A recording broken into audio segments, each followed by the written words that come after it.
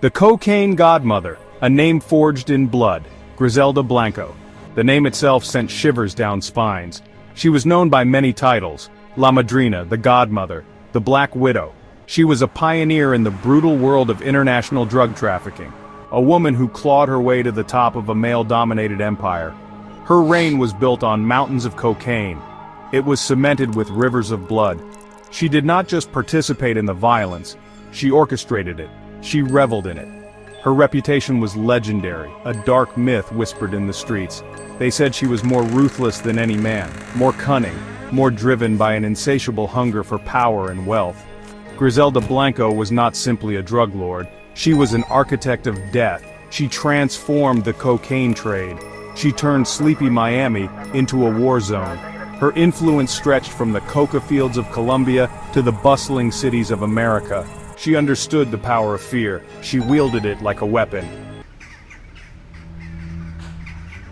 Griselda Blanco was born in Cartagena, Colombia, in 1943. Her early life was not one of privilege. It was a harsh introduction to a world where survival often meant ruthlessness. Poverty was rampant. Violence was a common language. Young Griselda learned quickly. She was a child of the streets. Reports suggest her criminal career began at an astonishingly young age. Some say she was involved in pickpocketing. Others claim far darker deeds, even kidnapping for ransom before she was a teenager. These early experiences shaped her. They forged a core of steel within her. Her mother, Ana Lucia Restrepo, reportedly struggled. The environment was unforgiving. Griselda's childhood was a crucible. It burned away any innocence. It instilled a fierce independence. She learned that to get what she wanted, she had to take it. No one would give her anything. This lesson became a guiding principle throughout her life. She moved to Medellin as a young girl. This city would later become the epicenter of the global cocaine trade. It was here that her path to infamy truly began. She was already hardened, already calculating. The streets of Medellin were a brutal training ground. Before Miami, there was New York. Griselda Blanco, with her second husband Alberto Bravo, made her first significant mark in the United States in Queens. This was the early 1970s.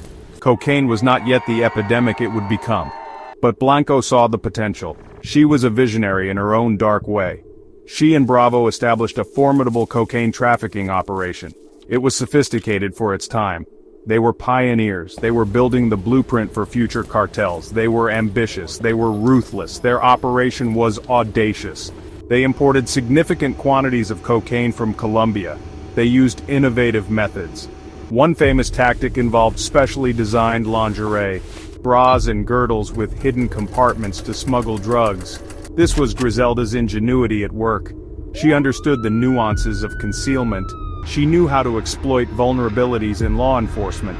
Her network grew rapidly, so did her reputation. She was becoming a force to be reckoned with, a woman making serious waves in a man's world. Her name started to circulate. The New York operation was incredibly lucrative. It brought Blanco immense wealth. In the late 1970s, Griselda Blanco set her sights on Miami. The city was a paradise, sun-drenched beaches, a vibrant culture.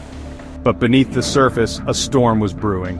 Miami was perfectly positioned to become the cocaine capital of the United States.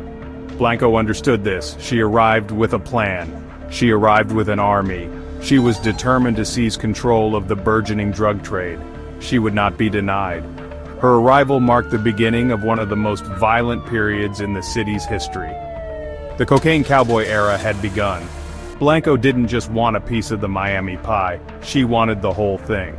She brought a new level of ruthlessness to the game. Existing drug traffickers were small time compared to her. She introduced tactics learned in the brutal streets of Medellin. Drive-by shootings by motorcycle-riding sicarios became her trademark. Public displays of violence were used to intimidate rivals. And to send a clear message. Griselda Blanco was in charge. Her organization grew at an astonishing rate. She was flooding Miami with cocaine. Section 5. The Dadeland Massacre, a public declaration of war. The violence Griselda Blanco brought to Miami was brazen and public. It was designed to terrorize. The Dadeland Mall shooting in July 1979 exemplified this. It was a declaration of war, announcing the savagery of the new cocaine lords. 2 men were gunned down in broad daylight, inside a liquor store at the busy suburban mall. The attack was executed with military precision. Blanco's sicarios stormed the Crown Liquor store. They unleashed a hail of bullets. The scene was one of utter chaos. Shoppers ran for their lives. Glass shattered. Blood stained the aisles. Paneso was a rival trafficker. Blanco wanted him eliminated, and she wanted it done in a way that would leave no doubt about her power. The Dadeland massacre achieved that. It shocked Miami to its core. It signaled a terrifying escalation in the drug wars. No place was safe. This event became a symbol of the Cocaine Cowboy era. Section 6. The Black Widow's Kiss, Betrayal and Murder. Griselda Blanco earned her nickname, the Black Widow, for a chilling reason. She was suspected of murdering her husbands. This deadly betrayal extended beyond her romantic relationships. It permeated her criminal enterprise. Loyalty was a commodity she rarely reciprocated. Anyone who crossed her became a target. Her paranoia grew with her power, and with her paranoia, the body count climbed ever higher. Section 7. A Life of Opulence and Fear, The Golden Cage. Griselda Blanco's reign atop the Miami cocaine trade brought her immense wealth. She lived a life of almost unimaginable opulence. Mansions, luxury cars, jewels, designer clothes. She indulged her every whim. Stories circulated about her extravagant parties, about her pet dog named Hitler, about her taste for fine champagne and expensive art. She had a gold-plated, diamond-encrusted submachine gun. She reportedly owned a tea set once belonging to Queen Elizabeth. This was the lifestyle of a queen, a narco-queen. But this lavish existence was built on a foundation of terror, and it was lived in a state of constant paranoia.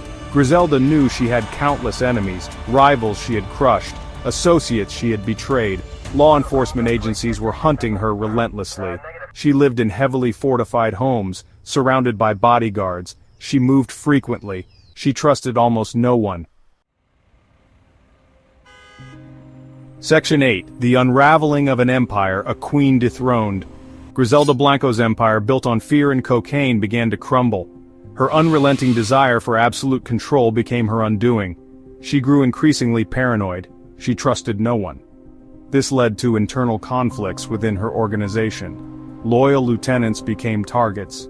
Potential rivals were eliminated preemptively. Her erratic behavior and escalating violence made her a liability. Even those closest to her began to fear for their own lives. The foundations of her kingdom were cracking under the pressure of her own tyranny. Law enforcement agencies were closing in. Operation Banshee, a joint federal and state task force, was dedicated to bringing her down. They meticulously gathered evidence. They flipped informants. The net tightened around her. Key members of her organization were arrested or killed. Her once impenetrable network began to show weaknesses. Torre Rivi Ayala, her trusted sicario, eventually became a star witness against her. His testimony would prove crucial in detailing the extent of her murderous reign. The queen was becoming isolated. Her need for control extended to every facet of her life. She micromanaged her operations. She demanded absolute obedience. Section 9. Legacy of La Madrina, a trailblazer in terror. Griselda Blanco's legacy is complex and deeply troubling. On one hand, she was a pioneer, a woman who shattered the glass ceiling of the hyper-masculine world of international drug trafficking. She built an empire from nothing. She commanded armies of men. She outwitted and outmaneuvered her rivals for years. In the grim annals of organized crime, her name stands out. She was a queenpin in a world of kingpins. Her audacity and business acumen, however perverted, were undeniable. She changed the game. However, this achievement is inextricably linked to unimaginable violence and suffering. Her path to power was paved with corpses. She's believed to be responsible for hundreds of murders, perhaps more. She didn't just order deaths. She sometimes took a personal, sadistic pleasure in them. She terrorized communities, she fueled addiction, she corrupted institutions. The Cocaine Cowboy era, which she helped define, left deep scars on Miami, scars that took decades to heal. Her legacy is one of blood and tears. She demonstrated that a woman could be just as ruthless, just as violent, just as driven by greed and power as any man in organized crime. This was a brutal form of equality,